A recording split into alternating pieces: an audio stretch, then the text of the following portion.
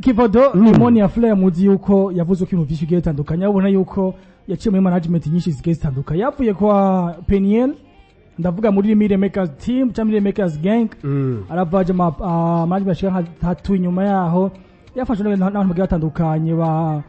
Peshe Bination so mfite n'imbuga zibengukana bumenye abona yuko hindura ama YouTube inshuro nyinshi mu nyuma birangira koze YouTube yiwe person navuga ati je umwana ikora muzi gatwe kiwanje kanzi wanda nkora ashaza mu gihugu cy'u Burundi giye mu gihugu cy'u Rwanda kuko izo ndirimbo zose aragaruka izo zose azikoreye mu gihugu cy'u Rwanda muri Kenya ama video n'ibyo bitandukanye ariko ubu kwa mu kubutaka bw'u Burundi abona yuko itakuboneka amafoto ari kumwe na Meli de Ki bivuga ko bafitanye ubucuti bukomeye cyane nkuko indirimbo zigiye bitandukanye ariko ibyagaragaye nuko yarangiye agiye gukora indirimbo na Mona Warda Mokenzi indirimbo reki kuko na Joel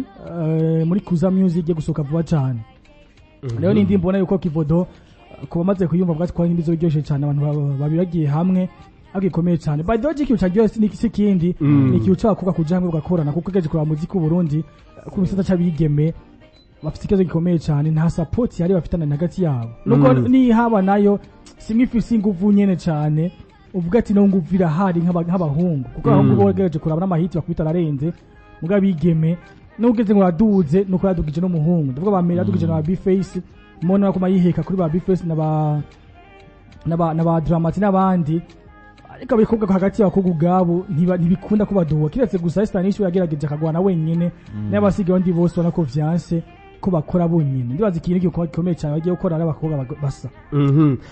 kandi Bigi ibuka neza yuko abakobwa mu bisanzwe nubwo botagaragara ku bwinshi ariko ibuka neza yuko abakobwa bafise ntugati aho basanzwe banahurira ni nk'ishira mu ryabo bagize rero iyo tuvuze ngo ivya support tugasanga nibo umenga ntibazi imbere ariko iyo shira hamwe nubwo barikoze Kivodo niko bafashe kiko n'indi mbona nayo basohoye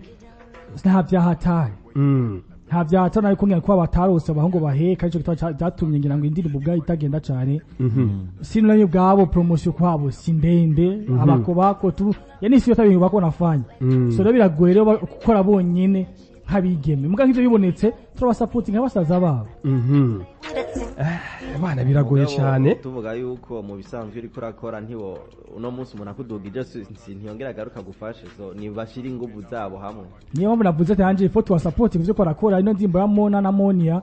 tuwa supporting ubwo bwagaje kuraka bisa n'abantu ubona yuko burya na Monia Fleur yadugije n'abahungu ba Peshe Bination n'andi batandukanye niwe bamufashe ukuboko akafasha kwandika indirimbo kumutwara muzo kugira ibintu biki mugo mwigeme wo muretse baca yiryamye acume ngo siha niyo mpamvu usanga bige muri Buja Flavor no kuvyaca bivyara cyane ku bwinshi cyangwa cya bivyara tubwiye ngo kumigema aje muri Buja Flavor avyara mpamvu si yindi niyo nyene mpamvu si ni nyene mugo naza gufasha kabiri Kivodo mugo gufasha azogufasha niba iri plaka gufasha no munsi ejo azogufasha naje azogufasha azogegera bwati nanje kumiki nanje raba rero nanje ume naga chura kachumara mati no yoga yuko tugera kunyere kwera extra mini tufanye kakidu usanga bavyaye cyangwa sanga ugize kiri kintu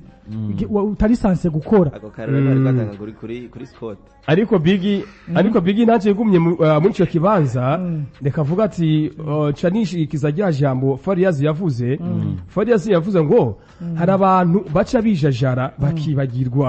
bakibagira yuko bakwiye gushiramwo ingufu nyinshi mu kazi kabo ugasanga ngo wewe gusa yaryohewe kubona nakoze nanaka agaca yigibagira Kivodo nuko hajya uzurabe yari ingufu ziwawe uvuye hasi wewe nyene wowe urabihavara ubuzi valeur yavyo kugira ngo ushobore kuguma uri hajya ushobore kumaintain igare kwa rugezeko nakajaga rushaho mu zuko akagukwega ntubuzefure yakoresheje urabona no munsi birakunze ejo abantu barakomenya ntumenye ingufu zavyo n'uburemere ico gituma bukeye ico byajanjwa ko mugabo nka Stanisha ashoboye kuduga wenyene urabona ingene apambana ari nako Bigi ndakwibutse neza yuko abatumire bacu ngo tayari kabisa ariko akanya nako ariko Kivodo ndumva ko abatumire bacu abona yuko indimbo giye gusoka nyene gusa ndimba Easy Boy mutama ubuke kumwe na Mona wadanye ndimbo ise kukadirisha amwe na B-Face on the free gusoka vuba cyane amasaha yamaze guheza gukogwa nayo na nyene Johnny La ku makuru mfise numvise ngira kaze no ndirimbo indirimbo ya chill vraiment ya bien sana ya chini ya chill guciringa okay nari nkangutse urumva ko turi mu bihe bimwe mu bya motomoto nagira mvuga ati none nayo igicigwa mu yabira ikibazo cyo amaze guhabuka. All right, ndikuvuga ko ya audio yakozwe na X Factor, video ikugwa na Johnny La. Amwe kwa kuzo mafilme now by the way ndini bogwa filme guhana yakozwe na 62 July Films. Bakoze ndiri no filme imaze gushaka urubuga rwa YouTube rwa 62 July Films, ona ko bashaka kuja kuyagende bayirabe indi masotsi no ifilme masotsi no musinyine yakozwe na Esteem director na storyist Esteem nyene. Ama production ikugwa na Momo hamwe na makeup ni Keri. Ebana Scott hamwe na Eriplo na Mutama Biggie nyimba tahandi hanu je nkundi ndagutembereza gato ndagutware Nairobi gato. Dutware Nairobi.